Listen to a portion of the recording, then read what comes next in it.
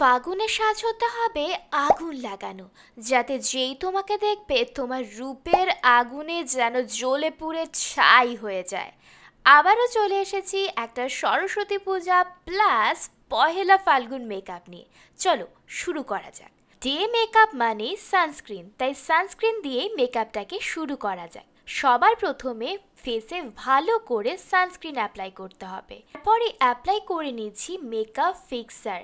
তোমাদের relationship long lasting হোক না হোক, মেকআপ ফিক্সার লাগালে মেকআপ হবে লং লাস্টিং। তারপর ইউজ করে নিচ্ছি প্রাইমার। প্রাইমার তোমাদের মুখের যত ফুটি ফাটা আছে সেগুলোকে হিল করে দেবে এবং একটা স্মুথ বেস ক্রিয়েট করবে মেকআপের জন্য। টি জোনে খুব ভালো করে প্রাইমারটাকে অ্যাপ্লাই করে নিতে হবে। আমার স্কিনে যত ডার্ক স্পট এবং ব্ল্যাক প্যাচ আছে সেগুলোকে আমি হাইড করে নিচ্ছি কালার কারেক্টার দিয়ে। এটা মনের কালাপান দূর না করলেও ফেসের কালাপান কিন্তু অবশ্যই দূর করবে।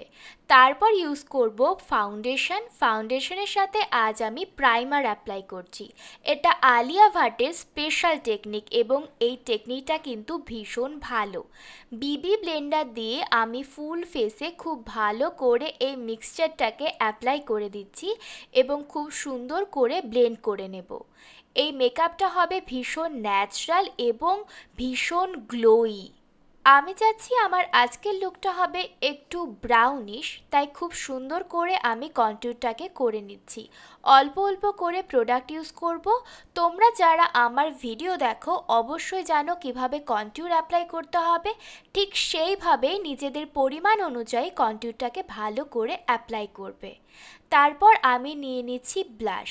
আমি ক্রিম ব্লাশ নিয়ে খুব সুন্দর করে আমার চিকসে অ্যাপ্লাই করছি, যাতে আমাকে দেখতে একদম একটা লাল টুকটুকে পরীর মতো দেখায়। এবারে অ্যাপ্লাই করব কনসিলার। কনসিলারটা আমি লাস্টে অ্যাপ্লাই করছি, কারণ যাতে যদি কোনো ভুল হয়ে যায় সেগুলো যাতে হাইড করা যায়। তোমরা কিন্তু আবার আমার মতো এক্সপেরিমেন্ট করতে গিয়ে ডালিয়া ফুল পরো না, তাহলে মেকআপ শেষ হওয়ার আগেই তোমাদের ফুল নুয়ে যাবে। আর যাদের পোলেন এনার্জি আছে তারা তো জাস্ট শেষ। আমি পাউডারের সাহায্যে আমার ফেসটাকে সেট করে নিচ্ছি। এবারে চলে যাব আই মেকআপে। আই মেকআপ তোমরা জানোই আমি ভীষণ ব্রাউন টোন বা নিউড টোন দিয়ে করতে পছন্দ করি।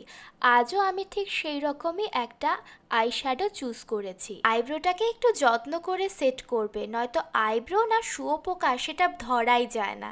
তো ভালো করে আইব্রোটাকে ধীরে ধীরে সেট করে নেবে। এবারে আমি একটা ব্রাউন টোন নিয়ে আমার আইলিডটাকে কভার করে দিচ্ছি। এই টোনটা নেব এবং আমার আইলিডের ওপরে এবং নিচের দিকে খুব সুন্দর করে এটাকে অ্যাপ্লাই করবে। তোমরা আমার প্যাঁচার মতো মুখটা দেখছো, মনে হচ্ছে কান্না করছি। হ্যাঁ, সত্যি কান্না করছিলাম। সেদিন মেকআপ করার সময় আমার আর দিদির মধ্যে তো ঝগড়াই হয়ে গেল। দিদি বলল যে দিদির পছন্দ মতো আই মেকআপ করতে, আর আমি কান্না করতে করতে বললাম না, আমি আমার পছন্দ মতনই আই মেকআপ করব। শেষে ঝগড়া লেগে আমি মোটামুটি শ্যুট ছেড়ে উঠে গিয়েছিলাম, বলেছিলাম আর শ্যুটটাই করব না। তোমরা কিন্তু আমাকে কমেন্ট করে অবশ্যই জানাবে আমার আই মেকআপটা ভালো লাগছে কিনা। সবাই আমাকে বলে আমি নাকি অনেকক্ষণ ধরে মেকআপ করি। আচ্ছা তোমরাই বলো তো, তাড়াহুড়ো করে কি কখনো মেকআপ হয়?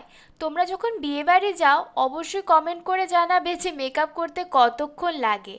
আমি স্লো নাকি তোমরাও আমার মতো স্লো? সরস্বতী পূজায় কিন্তু সব মেয়েরা কম বেশি শাড়ি পরে এবং সবাই ভালো ভালো কমপ্লিমেন্ট পায়। আমি তখন আর একটু ছোট, আমি শাড়ি পরেছিলাম, একটা কমপ্লিমেন্ট পেয়েছিলাম। তোমাদের কি বলবো, এক দাদা আমাকে বলেছিল আমাকে শাড়ি পরলে শামুকের মতো দেখায়। তো সাজগোজ করার পর যদি কোনো ভালো কমপ্লিমেন্টের বদলে তোমাকে কেউ বলে যে শামুক লাগছে, তাহলে অবস্থা কিন্তু ভীষণ খারাপ হয়। এখন আমি লিপস্টিক অ্যাপ্লাই করছি। তোমরা জানো আমি অল টাইম নিউড লিপস্টিক পরতে পছন্দ করি। আজও আমি সেটাই অ্যাপ্লাই করলাম এবং একটুখানি হাইলাইটার অ্যাপ্লাই করে নিচ্ছি, কারণ আমার মনে হলো হাইলাইটার ছাড়া এই লুকটা কখনোই কমপ্লিট হবে না। তবে শেষে অবশ্যই মেকআপ ফিক্সার অ্যাপ্লাই করবে। এটা হলো আমার ফাইনাল লুক। তোমরা অবশ্যই আমাকে কমেন্ট করে জানাবে আজকের মেকআপ লুকটা তোমাদের ভালো লেগেছে কিনা। আজকে এখানে বিদায় নিচ্ছি, টাটা, হ্যাপি সরস্বতী পুজো।